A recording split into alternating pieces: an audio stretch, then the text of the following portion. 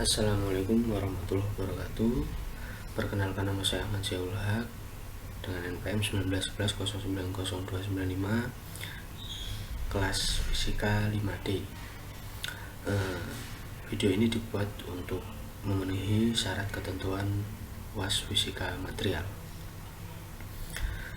Baiklah, di sini saya akan menjelaskan tentang perkembangan penelitian fisika material di bidang elektro dan mengambil judul studi karakterisasi listrik sel surya polimer hybrid berbasis P3HT CNO pada substrat fleksibel.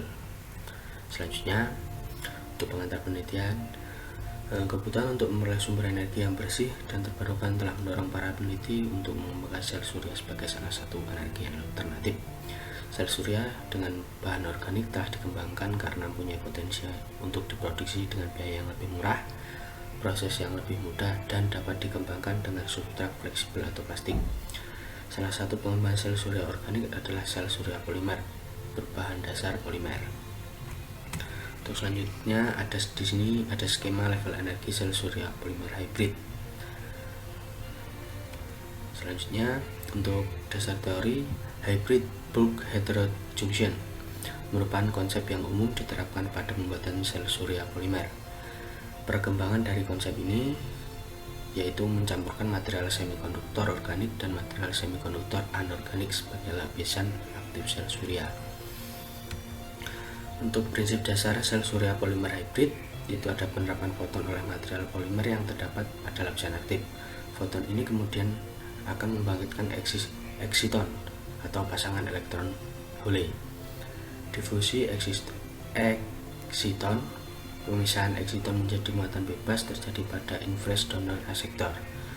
Transport muatan dan pengumpulan muatan terjadi pada masing-masing elektroda. Pada anoda akan terkumpul Hole atau pembawa muatan positif, dan pada katoda akan terkumpul elektron pembawa muatan negatif.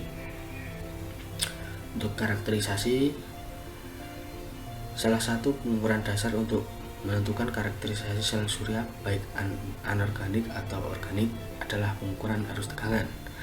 Untuk pengukuran arus tegangan dilakukan dengan menyinari device sel surya di bawah penyinaran standar spektrum matahari AM 1,5 1000 watt per meter.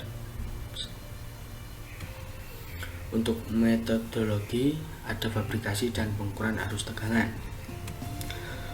Fabrikasi struktur sel surya dibuat hybrid bulk heterojunction yang telah dilapisi oleh Aito Aldrich dengan dimensi 1 cm x 7,5 cm, ketebalan Aito 100 Nm dan resistensi permukaan 60 ohm/SQ. Aito ditutupi oleh fotoris kemudian disinari dengan sinar UV selama 2 menit dengan masker Aito. Berikut gambar 4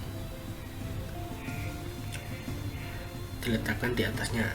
Kemudian itu di-etching dengan menggunakan HCI 50% selama 3 menit. Setelah etching dilanjutkan dengan proses dripping menggunakan aseton untuk menghilangkan fotoris.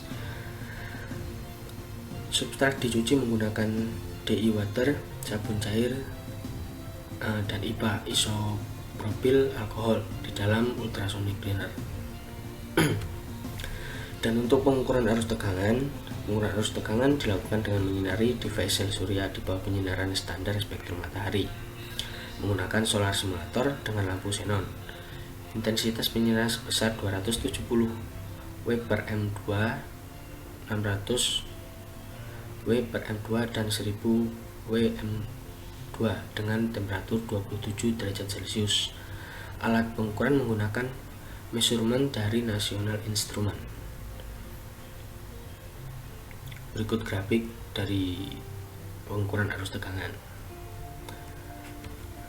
Untuk kesimpulan, pada sel surya polimer hybrid berbasis P3HT ZNO semakin besar intensitas penyinaran cahaya, tegangan open circuit dan arus short circuit semakin besar. Hambatan series dan arus maksimum mengalami penurunan ketika intensitas penyinaran bertambah.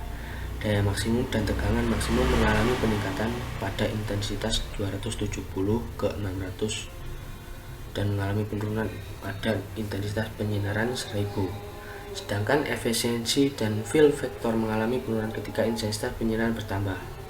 Karakteristik listrik pada intensitas penyinaran 270 memiliki performansi yang paling baik dengan efisien konvensi 0,24%, fill factor 0,63, tegangan open circuit sebesar 0,44 volt, arus short circuit sebesar 5,6 kali 10 pangkat 5 ampere dengan daya maksimum yang dihasilkan sebesar 1,68 kali 10 minimal pangkat minima watt. Berikut adalah lampiran jurnal yang ada pada penelitian ini. Mungkin cukup presentasi dari saya, kurang lebihnya saya mohon maaf. Saya akhiri. Assalamualaikum warahmatullahi wabarakatuh.